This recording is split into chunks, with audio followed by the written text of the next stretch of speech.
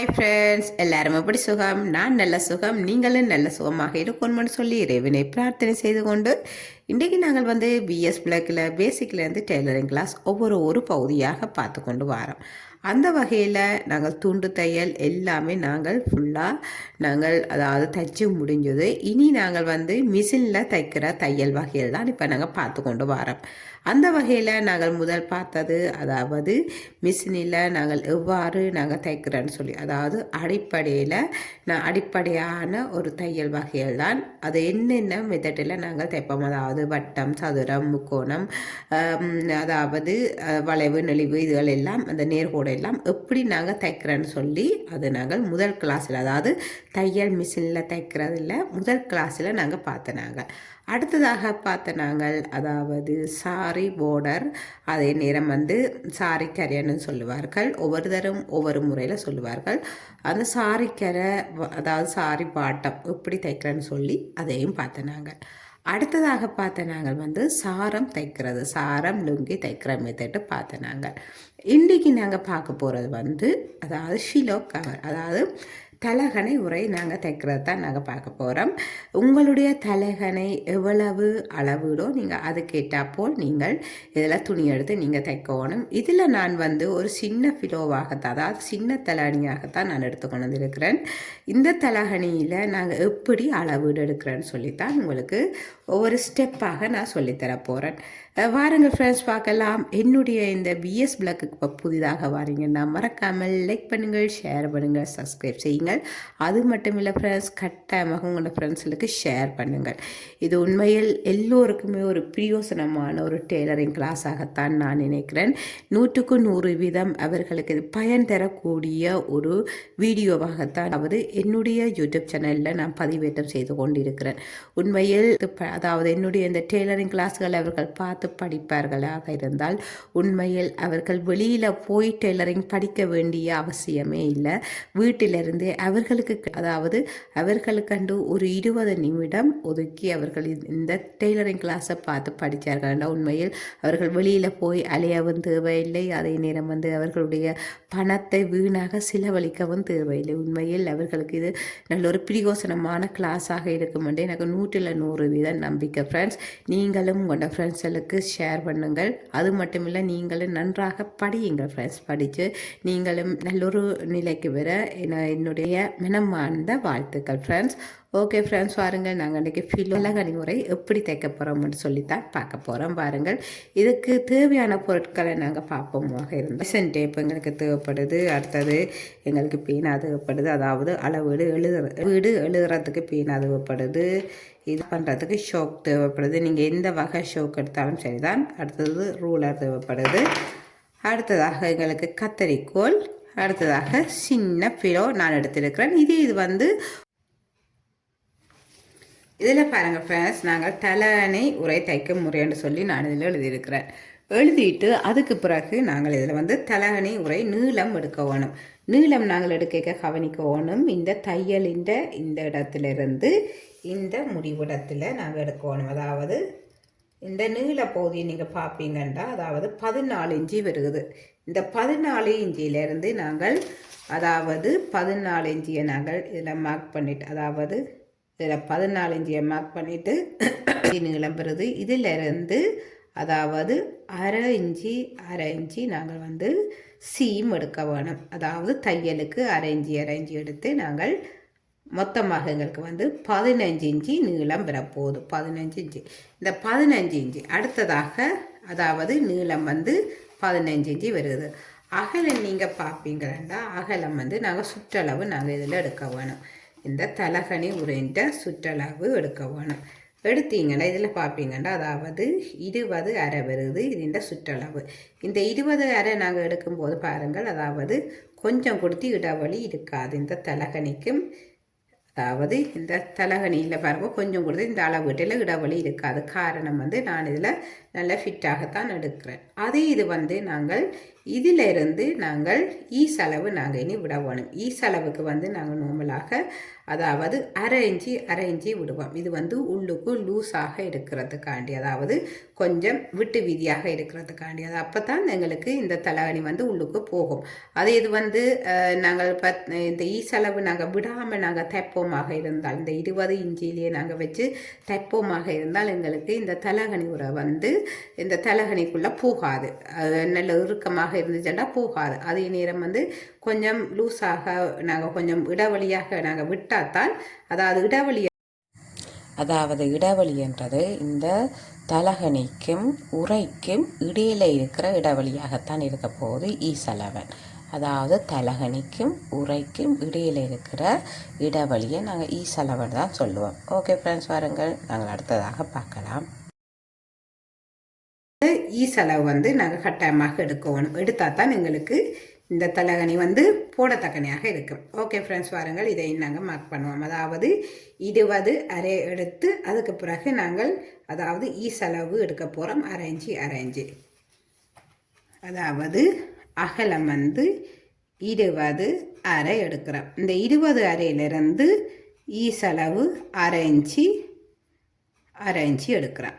அரை இஞ்சி எடுத்துட்டு அது எங்களுக்கு வந்து அதாவது இந்த சுற்றளவு ஈசளவு இல்லாமல் சேர்த்து எங்களுக்கு வந்து அதாவது 21 அரை இஞ்சி வருகுது. இந்த 21 அரை இஞ்சியிலிருந்து எங்களுக்கு இங்கால அதாவது சீம் வேணும். அதாவது இது தைக்கிறதுக்கு எங்களுக்கு வேணும் இனி. அதாவது இந்த 21 அரை இஞ்சியிலிருந்து எங்களுக்கு தைக்க வேணும். அப்போ தைக்க இல்லாட்டிக்கு எங்களுக்கு இது தைக்க இயலாது. அதனால் அதாவது இது தைக்கிறதுக்கும் எங்களுக்கு வேணும். இதில் வந்து நாங்கள் அரை இஞ்சி நாங்கள் இனி அதாவது சீம் எடுக்க போகிறோம். அதாவது இந்த 21 நாங்கள் ப்ளஸ் பண்ணணும், இன்னும் கூட்டணும். அரை இஞ்சி எடுத்தால் தான் எங்களால் தைக்க முடியும். அதனால் அரை இஞ்சி இங்கே நாங்கள் ப்ளஸ் பண்ணினா அதாவது 22 அரை வருகுது. இந்த 22 அரையில் நாங்கள் அதாவது இதில் பாருங்க, நாங்கள் இப்போ அதாவது இதுண்ட ஈசளவுன்னு நாங்கள் எடுத்துட்டோம். ஈசளவும் எடுத்த பிறகு இதில் இருந்து அரை இஞ்சி நாங்கள் ப்ளஸ் பண்ணுறோம். இது வந்து சீமுக்கு வரப்போகுது தையலுக்குள்ள, அதாவது தையலுக்கு வரப்போகுது சீமுக்கு. அப்போ சீமுக்கும் நாங்கள் சேர்த்த மாட்டோம். எங்களுக்கு மொத்தமாக தேவை அதாவது 22 அரை இஞ்சி வேணும். எங்களுக்கு இந்த 22 அரை இஞ்சி வேணும் எங்களுக்கு தையலுக்கு எல்லாமே சேர்த்து. எங்களுக்கு இந்த தலகணி தைக்கிறதுக்கு 22 அரை இஞ்சி தேவைப்படுது ஃபுல்லாக. அது இது வந்து நீங்கள் உங்களுடைய தலகணி உரையை நீங்கள் இதே மாதிரியே நீங்கள் தைக்கலாம். அதாவது தலகணியை சுற்றி வர அளவீடு எடுத்து போட்டு நீங்கள் தைக்கலாம். அதே இது இல்லாட்டிக்கு உங்களோட தலகணி உரையை வச்சு நீங்கள் அளவீடு எடுக்கலாம். ஃப்ரெண்ட்ஸ், பாருங்கள் பார்க்கலாம். இனி நாங்கள் வந்து இந்த இதில் நாங்கள் வந்து இந்த முடலை கீறி நான் இதில் காட்ட போகிறேன். அதாவது இது இந்த நீளம் அகலம் நாங்கள் எழுத வேணும். அதாவது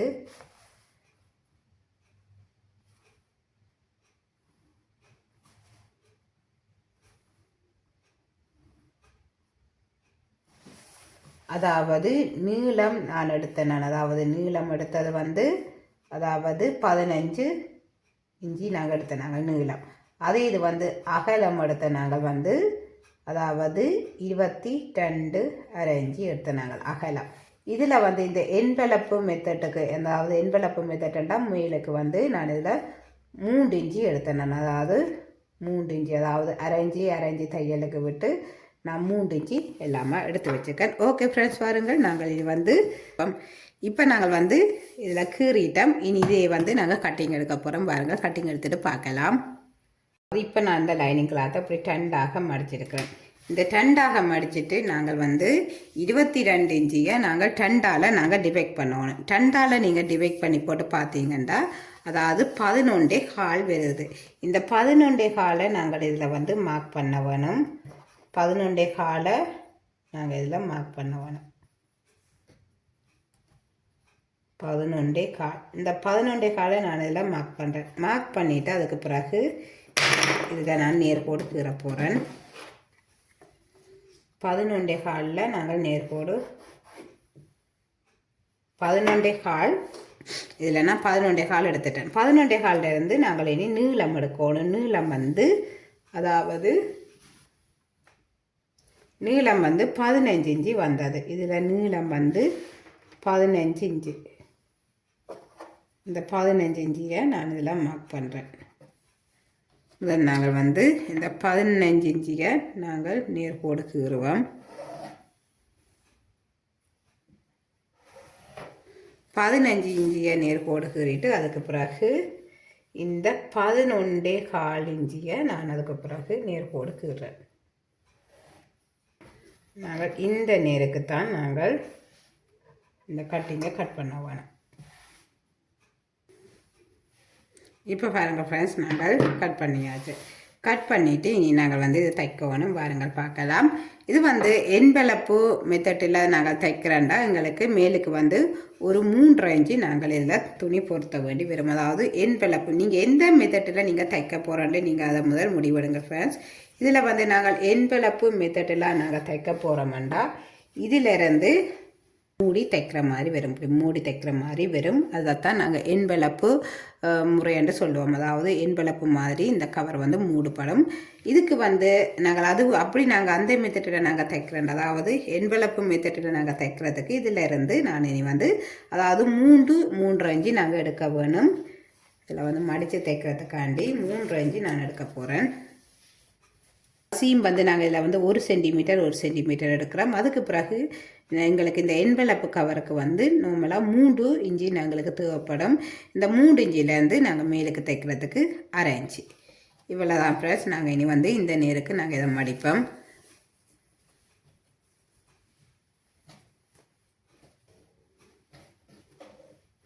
இப்போ நாங்கள் இனி வந்து கட் பண்ணியாச்சது. இனி நாங்கள் வந்து தைக்கிற மெத்தடை தான் ஃப்ரெண்ட்ஸ் பார்க்கணும். பாருங்கள் பார்க்கலாம். தைக்கிறதுக்கு போகலாம். இப்போ பாருங்கள் ஃப்ரெண்ட்ஸ், நாங்கள் இனி தைக்கலாம். கட்டிங்கள் எல்லாமே நாங்கள் எடுத்து கொண்டுட்டோம். இதை தைக்கிறதுக்கு நான் வந்து ப்ளூ கலர் நூல் எடுக்கிறேன். அதாவது டார்க் ப்ளூ கலர்.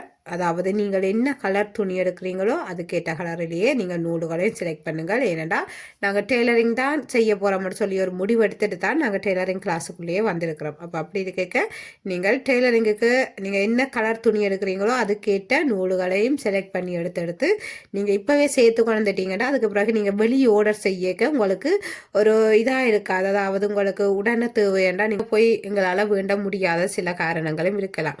அப்போ அப்படி இருக்க நாங்கள் துணியில் வேண்டும் போது அந்தந்த டைம் அதற்குரிய கலர்களை நாங்கள் செலக்ட் பண்ணி வேண்டி சேர்த்து வச்சுக்கிறது நல்லது ஃப்ரெண்ட்ஸ். ஓகே ஃப்ரெண்ட்ஸ், பாருங்கள் நாங்கள் இனி வீடியோக்குள்ளே போகலாம். இனி தைக்கிற வீடியோ பார்க்கலாம். பாருங்கள் ஃப்ரெண்ட்ஸ். இப்போ பாருங்கள் ஃப்ரெண்ட்ஸ் நாங்கள் தைக்கலாம். இதில் வந்து நான் அதாவது இந்த என்வெலப்பு மாதிரி நாங்கள் தைக்கணும் மட்டும் நான் முதலே சொன்னால் அதுக்குரிய துணி தான் இந்த பகுதி. இது வந்து நாங்கள் பிறகுதான் நாங்கள் தைக்க போகிறோம். முதல் நாங்கள் வந்து இந்த பகுதியில் நாங்கள் இந்த அடிப்பகுதியை நாங்கள் வந்து ஜாயின் பண்ண வேணும். அதாவது இந்த துணின்ற அடிப்பகுதியை நாங்கள் ஜாயின் பண்ண வேணும்.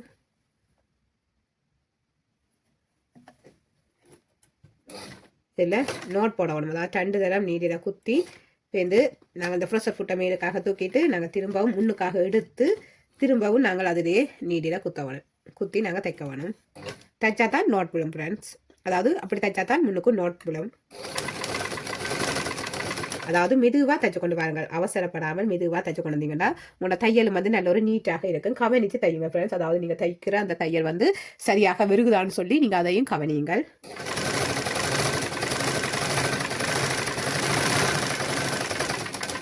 இந்த முடிவு பகுதியில் வந்து நாங்கள் இப்படி தைச்சு முடிஞ்ச பிறகு ப்ரெஷர் ஃபுட்டை மேலுக்காக தூக்கிட்டு நீடில் மேலுக்காக எடுத்துட்டு திரும்ப நாங்கள் அந்த துணியின் உள்பகுதியில் நாங்கள் நீடில் குத்தி நாங்கள் திரும்ப அதில் தைக்கணும். அதாவது நீடில் குத்தி நாங்கள் எடுக்கணும். இல்லாட்டிக்கு நீங்கள் இப்படி திருப்பிக்கணும். உங்களுக்கு அது கஷ்டமாக இருந்தால் இப்படி நீடில் திருப்பிக்கணும். அதாவது இந்த துணியை திருப்பிட்டு நீங்கள் அந்த தைச்ச இடத்துலையே திரும்ப ஒரு 2 நாட் போட்டுட்டு அதாவது 2 தையல் போட்டுட்டு திருப்பாமல் நீடில் அப்படி திருப்பி இப்படியே தைச்சிடணும். இப்படி நாங்கள் தைக்கும்போது எங்களுக்கு நோட் விழுந்துடும் சரியாக. இப்போ பாருங்கள் இப்படி தான் இருக்க போகுது. இப்படி இருக்கிறதுல நாங்கள் இனி வந்து 2 இன்ச்சு நீளம் அதாவது 3 இன்ச்சு அகலத்தில் எடுத்த இந்த பகுதியை நாங்கள் இதில் மேலுக்கு வச்சு நாங்கள் தைக்க வேணும்.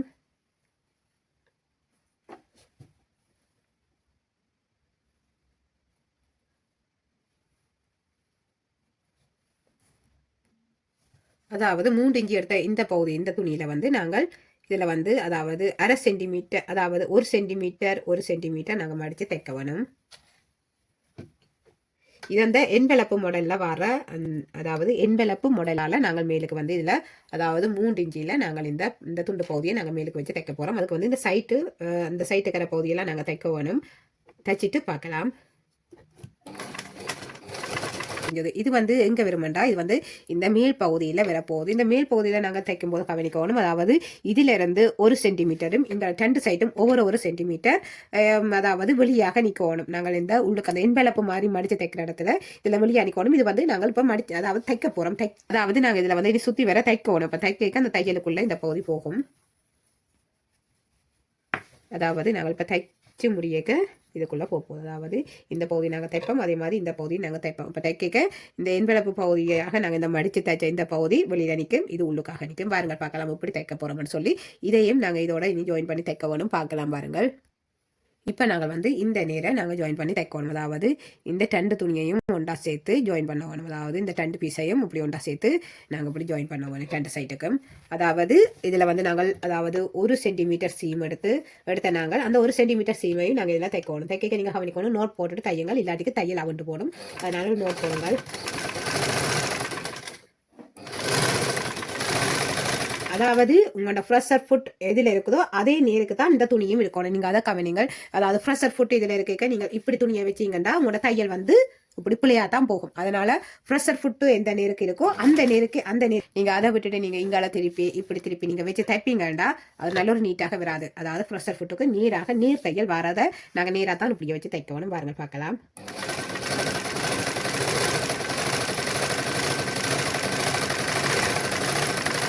இதில் வந்து முடிவிடத்தில் நோட் போட வேணும்.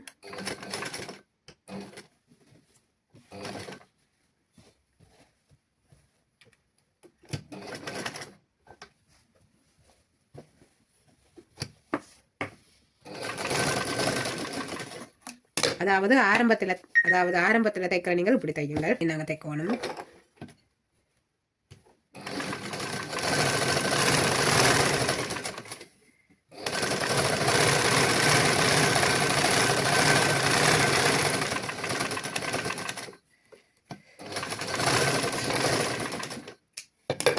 இப்போ பாருங்கள் ஃப்ரெண்ட்ஸ், நாங்கள் இப்படி தைச்சிட்டோம். இப்போ தைச்ச இந்த பகுதியில் வந்து தான் முதலே ஜாயின் பண்ணி முடிஞ்சு இந்த 2 துணியையும் அதே மாதிரி இங்கேயும் நாங்கள் ஜாயின் பண்ணி முடிஞ்சு. இனி நாங்கள் வந்து இப்படி தான் தைக்கணும். இது வந்து உள்புறத்துக்கு வரப்போகுது. அதாவது இந்த உள்பகுதியால் நான் இதில் வச்சு தைக்க போகிறேன்.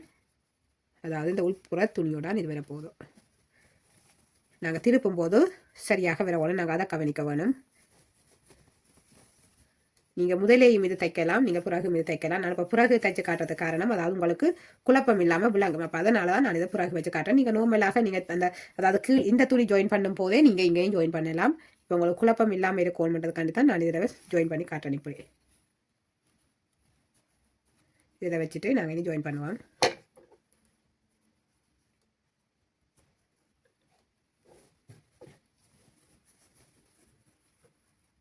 இதுலேயும் நோட் போட வேணும்.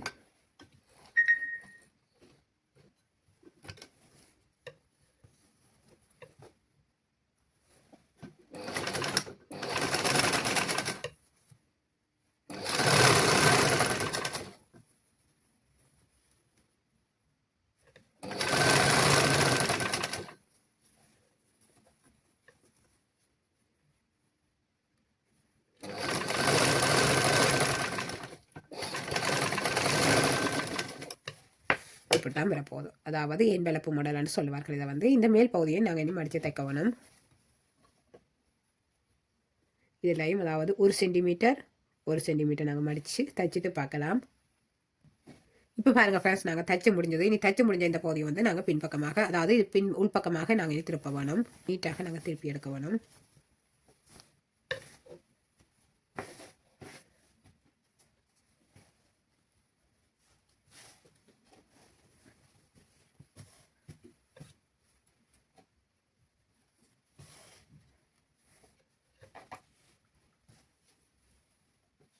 இப்படி தான் ஃப்ரெண்ட்ஸ் வரும். நாங்கள் இதோட ஜாயின் பண்ண வேணும். நார்மலாக நாங்கள் இதை ஜாயின் பண்ணி தான் நாங்கள் எடுக்க வேணும். இப்போ பாருங்கள் ஃப்ரெண்ட்ஸ், நாங்கள் தைச்சு முடிஞ்சது. அதாவது என்வெலப்பு மாடல்னு சொல்லுவார்கள். இதை வந்து இதுக்குள்ளால நாங்கள் இந்த தலானியை போட வேணும். இது வந்து 3 பாட்டு இருக்கும். இப்படி முன்பக்கம் இப்படி தான் இருக்கும், பின்பக்கம் இதே மாதிரி தான் இருக்கும். இனி நாங்கள் வந்து எங்கள் இந்த தலகணியை நாங்கள் இதுக்குள்ளே போட வேண்டியதான். பாருங்கள் பார்க்கலாம்.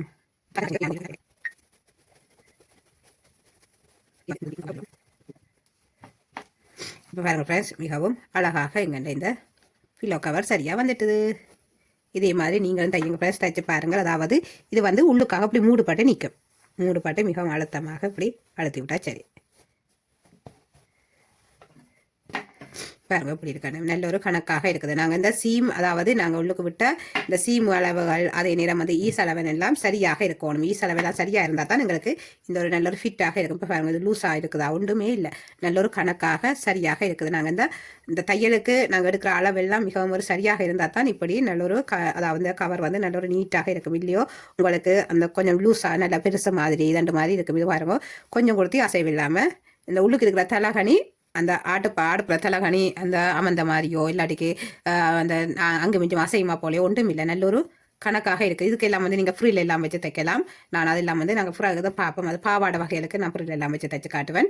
அதாவது பிறகு பார்ப்போம், ஆறுதலாக நான் உங்களுக்கு தைச்சு காட்டுவேன். அதாவது புரியல்கள் வச்சு இது நீங்கள் அதாவது பேசிக்காக நீங்கள் பழகிக்க நீங்கள் இதே மாதிரி தையுங்கள். அலங்காரம் போட்டு தைக்க நீங்கள் அந்த மெத்தடில் தைக்கலாம். அது நான் உங்களுக்கு பிறகு ஒரு நேரம் நான் தைச்சு காட்டுவேன். அதாவது தலைவணி உரைக்கு அலங்காரம் எப்படி நாங்கள் செய்யலாம்னு சொல்லி அதையும் நான் பிறகு அதாவது ஆறுதலாக தான் அந்த கிளாஸ் நான் உங்களுக்கு செய்து காட்டுவேன். ஓகே ஃப்ரெண்ட்ஸ், பாருங்கள் மிகவும் அழகாக தைச்சிருக்கிறேன். பாருங்க, கொஞ்சம் கொடுத்து அந்த தலகணி ஆடுமா போல் அசைமா போல் எதுவுமே இல்லை, நல்ல ஒரு ஃபிட்டாக இருக்குது. உண்மையில் நிறைய பேர் கமெண்ட் செய்கிறீங்க, எல்லோருக்குமே ரொம்ப ரொம்ப நன்றி ஃப்ரெண்ட்ஸ். அதாவது இந்த வீடியோக்கு அவ்வளோத்துக்கு அவ்வளோ சப்போர்ட் செய்கிறீங்க, உண்மையில் சந்தோஷமாக இருக்குது. நான் ஒரு வீடியோ போட்டனால உண்மையில் அடுத்தடுத்த செகண்டே கமெண்ட்ஸ் எல்லாம் வர தொடங்கினோம். அதுக்குரிய ஆன்சர், அதாவது நான் அந்த வீடியோ போட்டு அதுக்கு வினாக்கு இப்போ அந்த வினாக்களுக்கு அவ்வளோக்கு அவ்வளோ ஆர்வமாக நீங்கள் விடையளிக்கிறீங்க. உண்மையில் எல்லோருக்குமே மிக்க மிக்க நன்றி இந்த நேரத்தில். ஏனெண்டா இவ்வளவு தூரம் எனக்கு ஆதரவு தாரீங்க, அதே நேரம் வந்து டெய்லரிங்க விரும்பி படிக்கிறீங்க. உண்மையில் இதுதான் ஃப்ரெண்ட்ஸ் மிகவும் பெரிய ஒரு விஷயமாக இருக்குது. நாங்கள் எந்த ஒரு கைத்தொழில அதே நேரம் படிப்பு எடுத்தாலும் இன்னொரு விஷயத்தை நாங்கள் எடுத்தாலும் அதை விரும்பி செய்ய வேணும். விரும்பி ஒரு செயலை நாங்கள் செய்தால் தான் அந்த செயல் வந்து எங்களுக்கு அது பயனளிக்கக்கூடியதாக இருக்கும். ஒரு விருப்பம் இல்லாமல் நாங்கள் ஒரு செயலை செய்வோமாக இருந்தால் உண்மையில் அது எங்களுக்கு பயன் தராது. அப்போ அப்படி இருக்க நீங்கள் உண்மை விருப்பமாக இந்த பாடத்தை நீங்கள் அதாவது அந்த டெய்லரிங்கை நீங்கள் விரும்பி படிக்கும்போது உங்களுக்கு உண்மையில் அவ்வளவுக்கு அவ்வளவு அதாவது நல்ல ஒரு பயன் தரும் என்று நான் நம்புகிறேன். ஏனென்றால் உண்மையில் எல்லோரும் கமெண்ட் செய்யும்போது அவ்வளவுக்கு அவ்வளோ சந்தோஷமாக இருக்குது. அதாவது நான் என்ன பிளஸ் பண்ணுறீங்க, உண்மையில் அது எனக்கு மிகவும் சந்தோஷமாக இருக்குது. நான் நினைக்கவே இல்லை டெய்லரிங் கிளாஸ் இவ்வளோ தூரம் நான் செய்வேன். அதே நேரம் வந்து நீங்கள் இவ்வளோ பேர் எனக்கு சப்போர்ட் தெரிவிங்கன்னு எனக்கு அது நான் இந்த வீடியோவை நான் முதல் எடுக்கும்போது எனக்கு அவ்வளோத்துக்கு அவ்வளோ நம்பிக்கை இல்லாமல் தான் நான் ரங்கினான். ஆனால் அவ்வளோ பேர் சப்போர்ட் தெரிவிங்கன்னு நான் நினைக்கவே இல்லை. அதாவது இப்போ தான் நான் ஒரு கொஞ்சம் வீடியோ தான் போட்டிருக்கிறேன், ஒரு 50 வீடியோ கொடுத்து நான் இன்னும் தாண்டியில். ஆனால் அதுக்கிடையில இவ்வளோ சப்ஸ்கிரைபர் வந்திருக்கிறீங்க, உண்மையில் சந்தோஷமாக இருக்குது. எல்லோருக்குமே மிக்க மிக்க நன்றி. அதே நேரம் வந்து தொடர்ந்து டெய்லரிங்கை பாருங்கள், படியுங்கள் ஃப்ரெண்ட்ஸ், அதுதான் முக்கியம். நீங்கள் அதாவது ஸ்கிப் பண்ணாமல் பாருங்கள், அதை தான் நான் சொல்லுவேன். ஏனென்றால் ஒருக்கா நாங்கள் பார்த்தாலும் அந்த பார்க்குற அந்த விடயத்தை நாங்கள் மிகவும் உன்னிப்பாக கவனிக்க வேணும். அந்த நோட்ஸ்களை எடுத்து வச்சுட்டு நாங்கள் படிக்க வேணும். அதை நீங்கள் மிகவும் முக்கியமான ஒரு பகுதியாக நீங்கள் பார்த்துக்கொள்ளுங்கள். ஏனென்றால் நாங்கள் கட்டாயமாக நோட்ஸ்கள் தெரியாமல் தேட்டு அதே நேரம் அந்த ஸ்டிச்சிங்க வகைகள் என்னென்ன பேர் அந்த ஸ்டிச்சிங்கு கண்டு எல்லாமே நான் உங்களுக்கு ஆரம்பத்தில் சொல்லி தந்திருக்கேன். அப்போ அதுகள் எல்லாம் நீங்கள் மிகவும் கவனித்து தையுங்கள். அதாவது ஒவ்வொரு நாளும் நீங்கள் ஒரு 10 நிமிஷமாவது உங்களுக்கு இந்த தையல் பயிற்சி கண்டு ஒரு கொஞ்சம் டைமை நீங்கள் ஒதுக்கி வச்சு நீங்கள் ஒவ்வொரு நாளும் தைச்சு பழகுங்கள். உண்மையில் நீங்கள் தையல் தொழிலில் நல்ல ஒரு நிலைக்கு வருவீங்கன்னு நான் நம்புகிறேன் ஃப்ரெண்ட்ஸ். ஓகே ஃப்ரெண்ட்ஸ், வாருங்கள் இன்றைக்குரிய வினாவை பார்க்கலாம். இன்றைக்குரிய வினாவை பார்ப்போமாக இருந்தால் ஃப்ரெண்ட்ஸ், ஈஸ் அளவன் என்றால் என்ன? நான் உங்களுக்கு இந்த வீடியோவில் நான் சொல்லியிருக்கிறேன் உங்களுக்கு ஈஸ் அளவன் என்றால் என்னன்னு சொல்லி. அதுக்குரிய ஆன்சரை நீங்கள் கொமெண்ட்ஸில் பதிவு செய்யுங்க ஃப்ரெண்ட்ஸ். ஓகே ஃப்ரெண்ட்ஸ், பாருங்கள் சீக்கிரம் கொமெண்ட் செய்யுங்கள். கொமெண்ட் செய்து நீங்களும் சந்தோஷமாக என்னுடைய இந்த டெய்லரிங் கிளாஸில் பங்கு பெற்றுங்க ஃப்ரெண்ட்ஸ். ஓகே ஃப்ரெண்ட்ஸ், வாருங்கள் வினாக்களுக்கு விடையளித்து நீங்களும் உங்களுடைய சந்தோஷங்களை என்னோடு பகிர்ந்து கொள்ளுங்கள். சந்தோஷமாக இந்த கிளாஸை தொடர்ந்து வாருங்கள் ஃப்ரெண்ட்ஸ். ஓகே ஃப்ரெண்ட்ஸ், வாருங்கள் தொடர்ந்து வாருங்கள். தேங்க்யூ, பாய்.